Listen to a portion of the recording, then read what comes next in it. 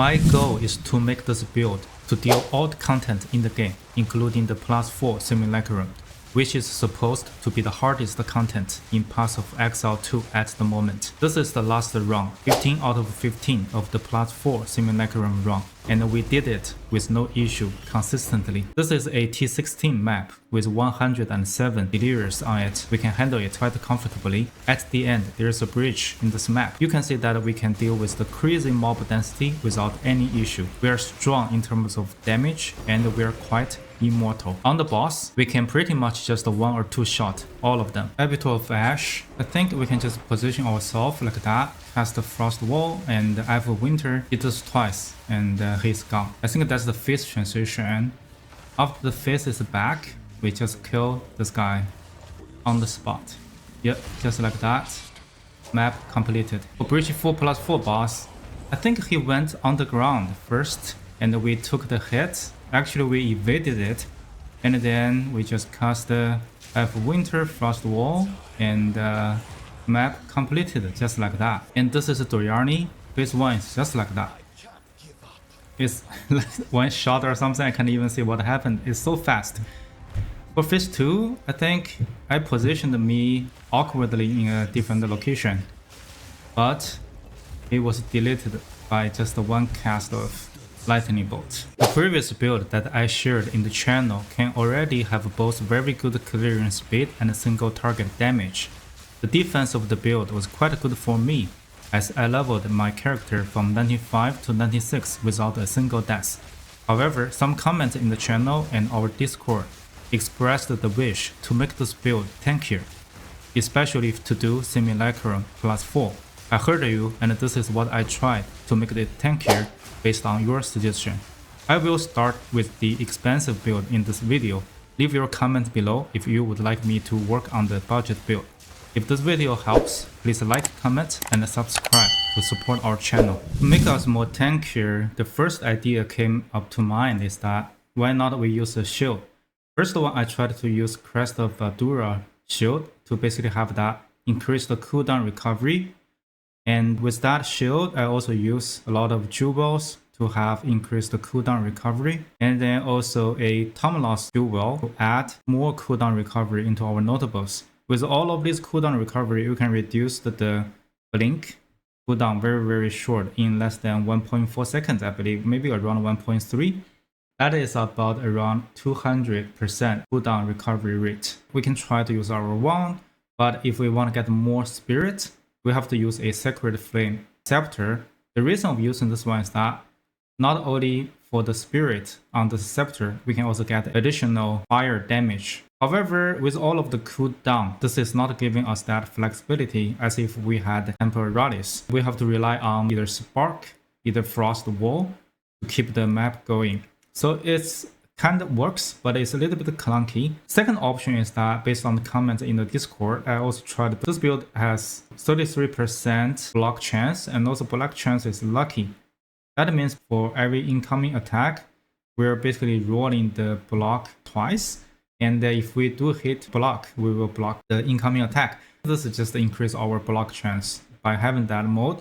And this one also has the cast on block. We can have this for free. However, cast on block is really slow to accumulate the energy because our block chance is already 33%. We can go for increase the block chance even more. However, I didn't go for that. With the shield, we are a little bit more tankier. However, it's not sufficient enough for us to kill all of the Simulacrum +4, because the mob density is quite intense there. And if we don't clear faster, we will not be able to survive. So what can we do? After fumbling quite a while, I recall that when I was playing with my Monk Invoker build, besides having energy shield, I also had more than 75 evasion rate, which made the character quite tanky. The problem is that, can we have evasion?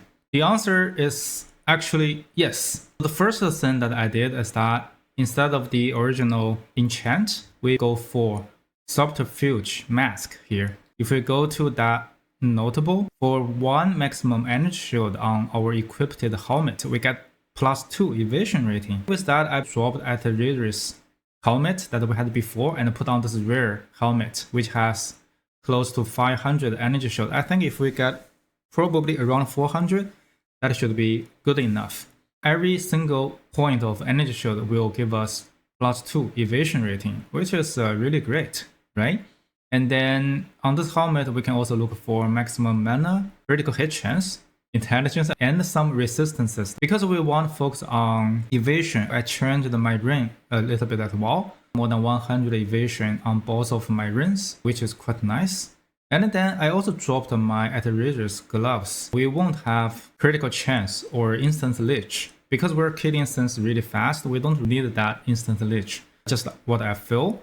So I look for a really high evasion rating. They're quite cheap if we look for 500 evasion on the gloves.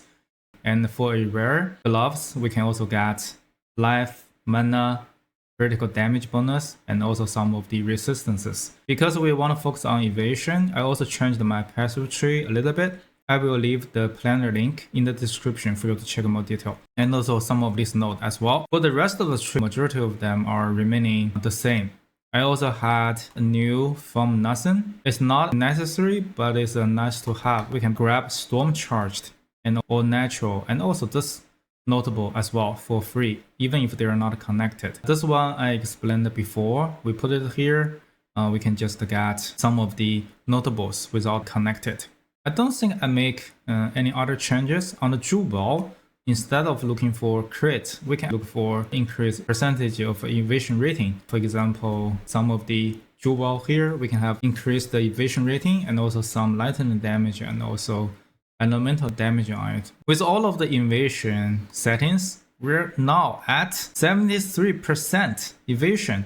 If I put these two on, we can actually have 75 plus evasion. We can also further improve on the energy shield on the helmet to get 500 plus. We can have this evasion even higher. If we don't have temporalis, we use a rare one. We have a pretty good evasion and the energy shield on our chest. That's gonna be really high evasion rating, right? If we can get 80 or even 82% plus, that's gonna give us a lot of defense layer. So with this one, that's why I survived the simulacrum +4 quite easily to my surprise. And also we can do pretty much all of the content with this additional defensive layer. This is quite exciting. I also want to cover some of the skill changes that I had. We are not using our original scepter, which only provide spirit and either strength or intelligence. Instead, we're using the sacred unique. This will give us not only spirit, but also increase the damage. Great lightning bolt. We have concentrated effect considered casting, ambush, and the lightning mastery. Because we're killing just a lot of things, including the boss, right? Just like a 1 or 2 shot. This will do a lot of damage, more critical chance on it.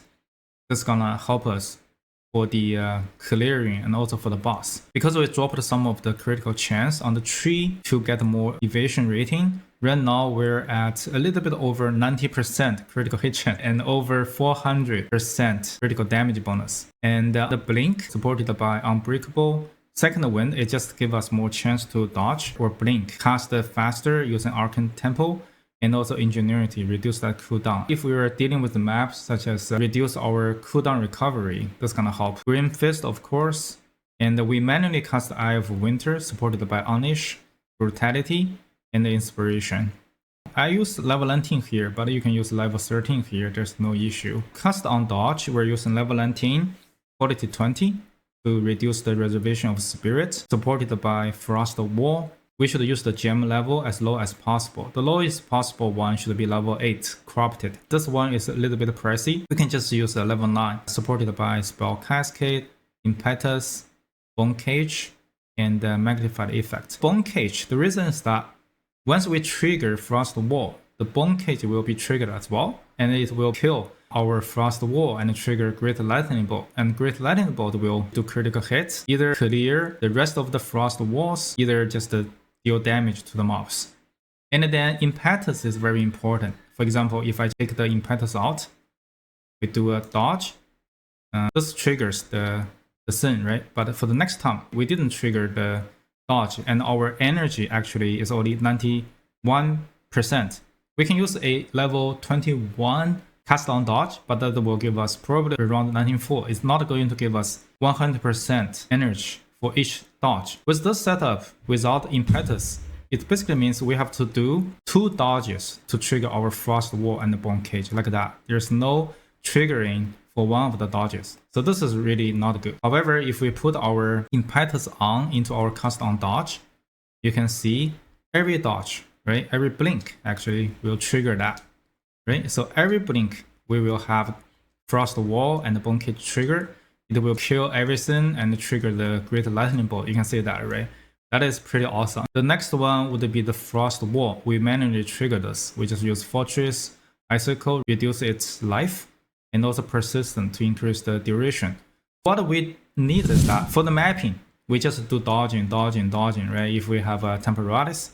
If we don't have a Temporalis, we can just trigger our own Frost Wall and do Eye of Winter to clear them. Like just do this and Eye of Winter. And then when the blinker is ready, we just blink, trigger that, right? This is what we do if we don't have Temporalis. For the boss, we just cast our Frost Wall on the boss. Persistent will make this exist longer, right? That's really good. And then we just cast the Eye of Winter.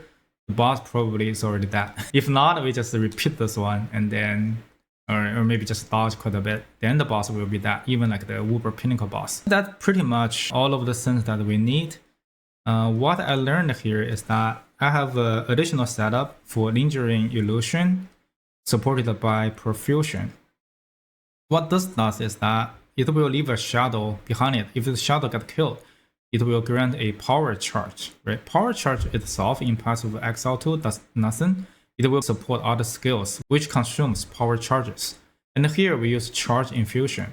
So if we get 1 power charge consumed, it will give us close to 20% more critical hit chance. This will be supplementary to the loss of critical chance that I have. This build had a 100% critical chance before. However, we need to get more evasion rating on the tree. So we dropped some of the critical hit chance nodes. Then we have a 90% critical chance. With the setup of lingering illusion and also charge infusion, it can make our critical hit chance to be 100% again.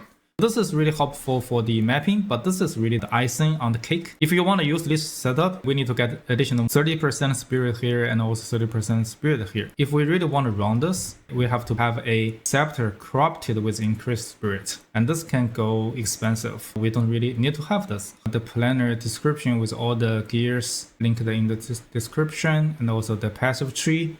For the flask here, I finally got this one. It's really not necessary. We can really have a regular life flask. Mana flask, if we can afford this one, definitely get it. This is really our panic button. We press on it, then all of our mana will be refilled at once. And right now we have close to 1.5k mana because we have mana over matter as our defensive layers. Up to this point, I'm quite satisfied with the state of the build to be able to clear any content in the game. For now, leave your comment below if you would like me to work on the budget build in the next video. If this video helps, please like, comment, and subscribe to support our channel. Thank you for watching. See you in the next one.